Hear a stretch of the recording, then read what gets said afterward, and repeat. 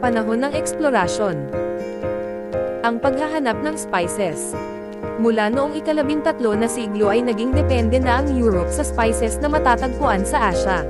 Ang ilan sa mga spices na may malaking demand para sa mga Europeo ay ang paminta. Isa sa mga popular na uri ng pampalasa na dala ng mga Europeo sa kanilang mga biyahe dahil sa pangangailangan ng mings taong nakusakay sa kanilang mga barka na mapabuti ang lasa ng mga pagkain. Cinnamon. Isang spice na nakuha mula sa inner bark ng ilang mga puno na ginagamit sa parehong matamis at malasang pagkain. Nutmeg ay ang binhi ng puno, halos hugis itlog habang ang tungkod ay ang tuyo, lacy, namumulang pantikip o aril ng buto. Ang kalakalan ng spices ay kontrolado ng mga Muslim at mga Venetian. Ito ay nagdadala sa kanila ng malaking kita.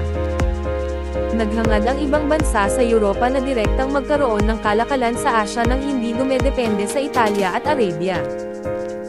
Ang panlupang kalakalan ay di garantisadong protektado dahil sa mga pananambang na ginawa ng mga Mongol, kaya mas minabuti ng mga Europeo na gamitin ang katubigan. Kalakalan ng spices. Ang kalakalan ng spices sa Europe at Asia ay kontrolado ng mga Muslim at ng mga taga-Venice, Italy. Ang mga mangangalakal na Chino at Indian ay bumibili ng spices sa mga mangangalakal na Arabe na siyang nagdadala ng mga panindang ito sa mga mangangalakal na taga-Venice. Malaking kita ang inaakyat ng ganitong uri ng kalakalan sa mga mangangalakal na Arabe at Venetian. Pagmomonopolyo. Dahil sa pagmomonopolyo sa kalakalang ito ay naghangad ang mga Europeyong mangangalakal na direktang magkaroon ng kalakalan sa Asia ang mga spices na kailangan nila. Ang panlupang kalakalan ay di nagarantisadong protektado dahil sa mga pananambang na ginagawa ng mga Mongol, kaya mas minabuti ng mga Europeo na gamitin ang katubigan. Pangunguna ng Portugal sa paggalugad. Ang Portugal ang pinakauna-unahang bansang Europeo na nagkaroon ng interes sa paggagalugad sa karagatan ng Atlantic upang makahanap ng mga spice Saturday ginto.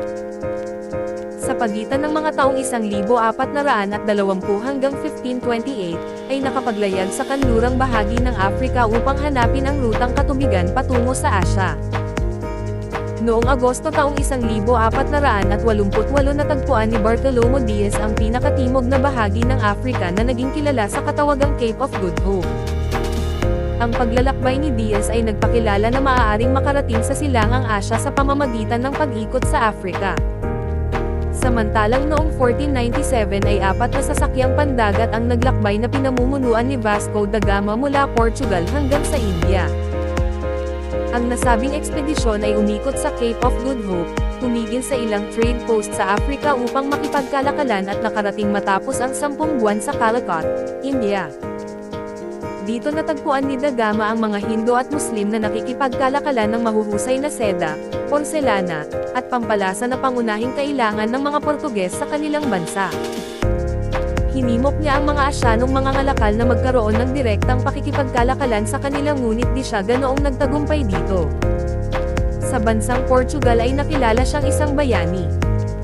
Dahil din sa kanya kaya nalaman ng mga Portuges ang yaman na mayroon sa silangan at ganoon din ang maunlad na kalakalan. Maraming salamat sa panonood at pakikinig.